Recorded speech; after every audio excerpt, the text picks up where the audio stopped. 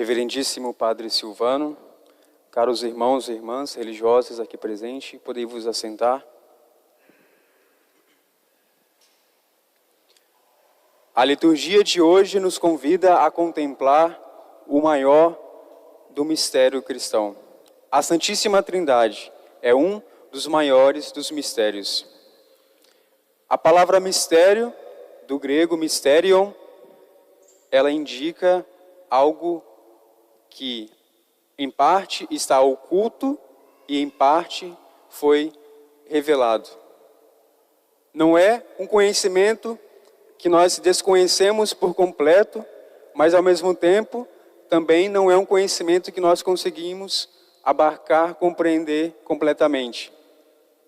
Portanto, o mistério não é algo que está oculto completamente a nós, mas que pouco a pouco nós conseguimos compreender. E foi exatamente assim que a liturgia da igreja, como uma pedagogia que Deus e a igreja nos convida a contemplar, desde o advento, a igreja nos convida a contemplar estes mistérios. Sobretudo, Deus se manifestou como Criador no Antigo Testamento. Nós contemplamos isso na espera da vinda de Jesus até o Natal. Depois, na Quaresma, nós também contemplamos que o Filho era tão esperado, né, e ele veio até nós pela encarnação, e a igreja foi nos convidando a meditar na sua paixão, morte e ressurreição, até chegarmos à sua ascensão ao céu e à vinda do Espírito Santo.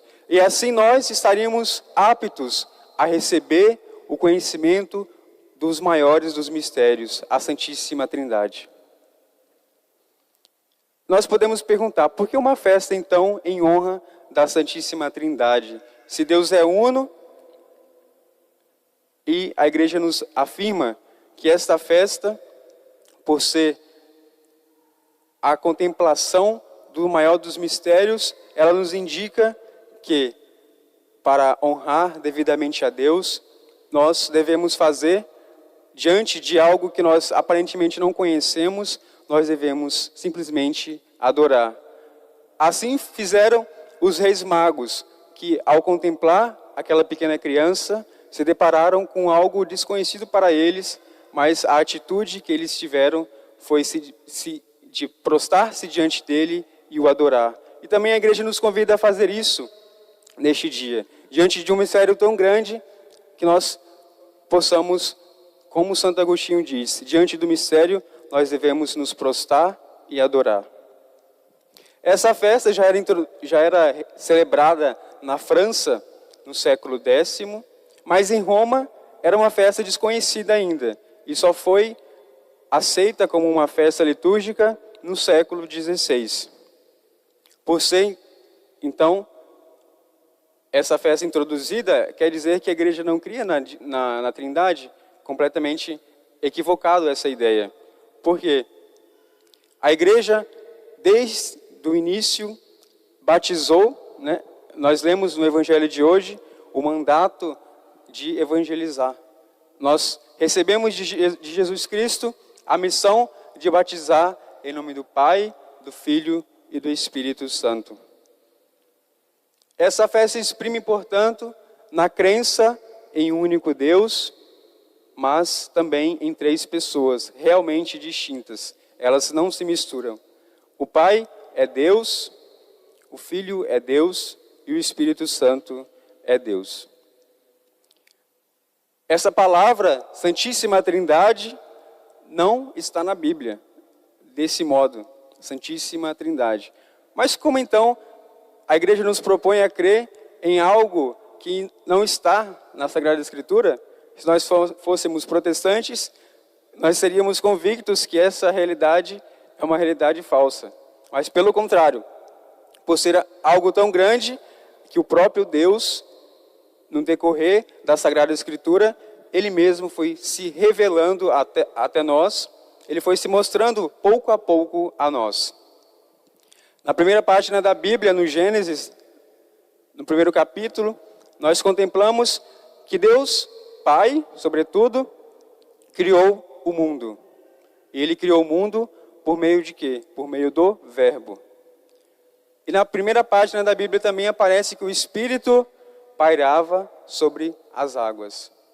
Já é uma primeira referência implícita da Trindade, mas que o autor sagrado não tinha em vista a contemplação do mistério da Trindade. Porque para um judeu, Deus é sobretudo uno, porque no Êxodo ele mesmo se revelou como aquele que é, aquele Deus único, o qual o povo eleito não devia se misturar com os outros deuses. Portanto, a fé monoteísta era uma preservação da idolatria dos falsos deuses. E Deus se manifestou a Moisés, sobretudo com uma frase que Moisés expressou a fé na divindade de um único Deus. E ele diz: Shema Israel Adonai Elohenu, Adonai Erá, que quer dizer: escuta Israel, o Senhor é o único Deus, um é o Senhor. A partir de então, a fé de Israel, ela se centra na fé em um único Deus verdadeiro. Existe somente um Deus, o qual o povo de Israel adora. Os profetas também manifestam essa fé na unidade de Deus, que até então eles não compreendiam a Trindade, mas a Trindade, como nós vimos, se manifestou primeiramente no Gênesis, de uma forma muito implícita. Se manifestou também por meio dos profetas, porque aquele que fala expressa um verbo e eles agiam pela força do Espírito. Então, assim como o Pai criou pela força da sua palavra, o Pai é aquele quem diz, o verbo foi por meio do qual ele criou todas as coisas, então o verbo é o Filho, e nós vemos o Espírito. O Espírito, que em hebraico se diz ruá, que é sopro, hálito de vida. Então, na pessoa humana que fala, nós vemos isso de modo muito claro. Existe uma pessoa que fala, existe aquilo que é dito, o verbo, uma palavra, e a palavra se manifesta como? Não existe um modo humano de falar no qual não saia ar da boca. Então, nós vemos manifestado também em nós a divindade de Deus, que é uno e ao mesmo tempo é trino. E Deus, no Antigo Testamento, ele se manifestou como o Criador, como o Pai. Mas também o Pai salvou o povo do Egito, da escravidão do Egito. E também ao mesmo tempo o Salvador. E é ele quem acompanhava o povo eleito com uma forma misteriosa, uma coluna de fogo e na nuvem, que já seria o símbolo do Espírito Santo. Mas com a vinda de Jesus Cristo, algo surpreendente acontece. Aquilo que era uma certeza nessa divindade única de Deus, em Jesus aparece a sua verdadeira revelação. Poderíamos resumir o Novo Testamento como uma fé na pessoa, naquilo que Jesus chama de Pai. Jesus sempre chamou Deus de Pai. Meu Pai, Abba, Pai. E essa palavra, essa frase, poderia resumir todo o Novo Testamento. Toda a novidade do Novo Testamento. Porque somente Jesus, no seu tempo e em toda a história do povo hebreu, é quem chamou de uma forma tão própria de Deus como um Pai. O judeu não chamava Deus de Pai. Era sempre uma divindade um pouco distante. E Jesus, de um modo muito próprio seu, aquele como ele sendo o próprio Filho de Deus, aqui nessa terra também chamou a Deus de meu Pai, Abba Pai. Portanto, a fé na pessoa de Jesus, o Filho, faz uma referência clara ao Pai. Se Jesus se diz que é o Filho, existe um Pai. E o Espírito Santo se mostra também na vida de Jesus. Se formos contemplar o mistério da encarnação, nós vemos claramente que Deus enviou o seu Filho e o Filho se encarnou pelo poder do Espírito Santo.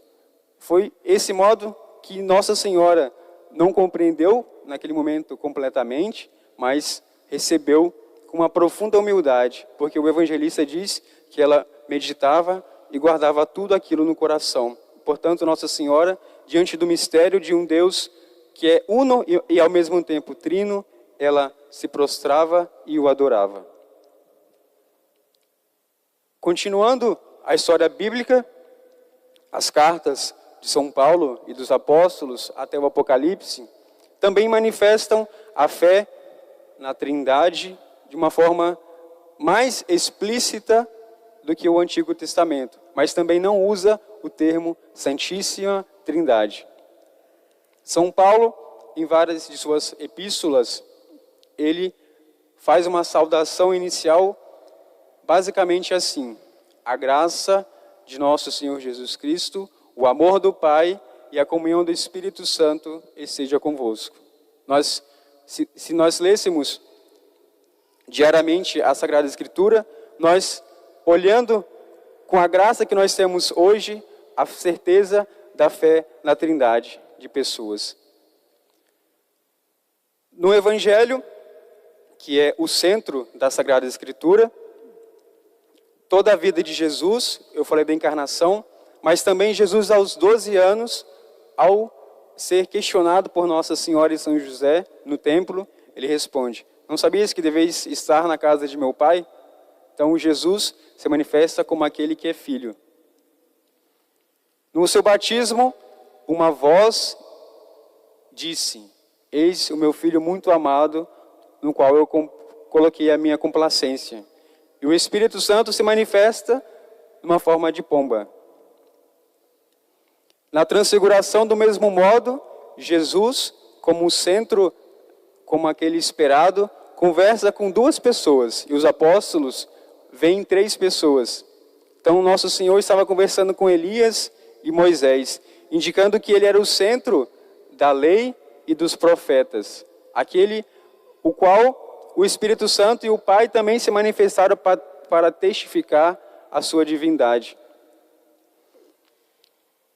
Na vida de Nosso Senhor, em várias ocasiões, ele também demonstrou a existência de 3 pessoas da Trindade. Ele sempre fez referência ao seu Pai como alguém que era semelhante a ele em sua natureza. E fez claras alusões ao Espírito Santo, ao fim da sua vida e depois da ressurreição. Mas no momento tão dramático que foi a sua paixão, Jesus expressa um clamor tão grande: meu Deus, por que me abandonastes? E se de uma forma misteriosa nós não compreendemos completamente aquilo que, em seu ser mais íntimo, Jesus, tendo ao mesmo tempo a natureza divina e a natureza humana, se mescla, portanto, na divindade de Deus, Pai, Filho e Espírito Santo. Portanto, a natureza humana, ela foi assumida por Deus na pessoa do Verbo. E a igreja, como a nossa mestra de fé, ela expressa a fé na divindade de um único Deus, mas ao mesmo tempo trino, em 3 pessoas, que é Pai, Filho e Espírito Santo. A igreja se expressa esse mistério por meio de sua oração. A oração litúrgica, ela sempre nos ensina que nos dirigimos a Deus Pai. A coleta, todas as coletas da missa, elas sempre se referem a Deus Pai. Por meio de Jesus, no Espírito Santo. Esse é o modelo da oração da igreja. A igreja sempre faz referência em sua oração, quando ela se dirige a Deus, por meio dessa fórmula: a Deus Pai, pelo Filho, no Espírito Santo. Ela nunca se dirige, portanto, mesmo que seja uma festa de um santo ou de uma santa, ela nunca se dirige diretamente ao santo como uma divindade, mas ela pede que, por meio daquela mediação daquele santo, essa oração chegue a Deus Pai, pelo Filho, no Espírito Santo. Em todas as orações da igreja segue essa mesma lógica. E a fé também da igreja, ela se manifesta na nossa vida quando nós recebemos o nosso batismo. Nós só fomos batizados não em nome de Jesus ou pelo poder do Espírito Santo de fogo e nem pelo Pai, mas nós fomos batizados em nome do Pai, do Filho e do Espírito Santo. Santa Elizabeth da Trindade, ela dizia em seus escritos, mas ela já compreendia isso de uma forma muito profunda, que ela nunca esteve sozinha. Ela era sempre a habitação, a casa da Trindade. E ela percebeu isso nos momentos mais solitários que ela tinha antes de entrar no convento, no Carmelo. E ela percebeu que ela era sempre observada, ela era sempre cuidada por Deus. E ela diz que ela se sentia filha amada por Deus Pai, e ela sentia um amor tão grande por um Deus que se fez irmão dela, e ao mesmo tempo ela sentia a presença do Espírito Santo em sua alma, porque nós cantamos no domingo passado que ele é o doce hóspede da nossa alma. Portanto, a inabitação da Trindade, ela começa na nossa vida, no nosso batismo. Somente se nós esquecêssemos do nosso batismo e daquilo que nós recebemos nesse momento tão sublime, é que nós vamos nos afastando da Trindade e, pouco a pouco, esquecendo também a nossa identidade. A nossa identidade, primeira, é que nós somos filhos de Deus, filhos e filhas de Deus Pai, irmãos e irmãs de Jesus Cristo e templos do Espírito Santo. Caríssimos irmãos, meditar sobre a Trindade, como dizia Santo Agostinho, é meditar no mar infinito. Santo Agostinho, meditando esse mistério tão sublime e insondável ao mesmo tempo, após tentar de todas as formas racionais compreender como que se dava essa Trindade na unidade de Deus. E ele já tão cansado de fazer vários raciocínios, ele poderia ter usado a matemática dizendo que 1 mais 1 mais 1 é igual a 3. E aí já não seria um só Deus. Mas ele passa esse conhecimento matemático a um conhecimento filosófico e teológico, mas mesmo assim ele não consegue compreender completamente como que Deus se dá ao mesmo tempo, sendo um e sendo trino. E ele, cansado de todos esses raciocínios, ele vai para uma praia deserta e vê ao longe uma criança, e chegando perto dessa criança, ele vê que ela estava indo muitas vezes com uma concha pequena e tinha uma abertura no chão, na areia da praia, e a criança estava levando a água do mar para o buraco. E Santo Agostinho, já nervoso por ter pensado demais, ele queria um descanso, e ao contemplar a agitação daquela criança, ele fica mais agitado e pergunta para a criança: mas o que você está fazendo? Você não percebe que isso é impossível, você encher esse buraco com a água do mar? E a criança fala para ele: do mesmo modo que é impossível encher esse buraco com a água do mar, também é quase impossível você compreender o mistério da Santíssima Trindade.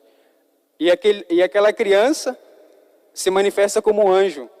Não era uma criança simplesmente, mas era Deus que o chama a atenção de Agostinho e o chama pelo nome. E o anjo diz: Agostinho, não sabeis que tentar compreender o mistério da Santíssima Trindade também, racionalmente falando, é impossível. Portanto, meus amados irmãos, que a fé na Trindade seja uma certeza inabalável na nossa vida, seja uma certeza que nós nunca possamos nos distanciar, porque sabemos que nós somos verdadeiramente filhos de Deus por meio do nosso batismo e da graça que habita em nós, e que, por meio da redenção de Cristo, nós fomos salvos por seu sangue e também nós somos templos do Espírito Santo. Nós devemos ter uma veneração especial e uma adoração completa a esse mistério, que, por certa obscuridade para a nossa inteligência, como diz Santo Agostinho, se nós compreendêssemos Deus, essa ideia que nós temos dele já não seria Deus. Mas Deus, ele se manifesta por meios tão aparentemente contraditórios em nossa vida. Deus que se revela por meio de pequenos gestos e ações e que, no profundo da nossa alma, com uma certeza daquela jovem, Santa Elizabeth da Trindade, que sem fazer grandes raciocínios, ela teve acesso a um conhecimento da Trindade muito profundo. E que a maioria de nós, talvez, cheguemos pouco perto. E que de um modo que só Deus sabe, apropriado a cada um de nós, nós possamos ser, já nessa terra, a habitação, a casa de Deus, para que nós possamos chegar um dia a contemplar a Trindade na eternidade. Portanto, nesse mês do Sagrado Coração de Jesus, e já aproximando a festa também misteriosa do corpo de Deus, que a gente não consegue compreender completamente, mas nós cremos, e, portanto, que essa certeza na Trindade possa gerar em nós a certeza que somente é cristão de verdade aquele que acredita na Santíssima Trindade. Glória ao Pai, ao Filho e ao Espírito Santo. No princípio, agora e sempre, por todos os séculos dos séculos. Louvado seja nosso Senhor Jesus Cristo.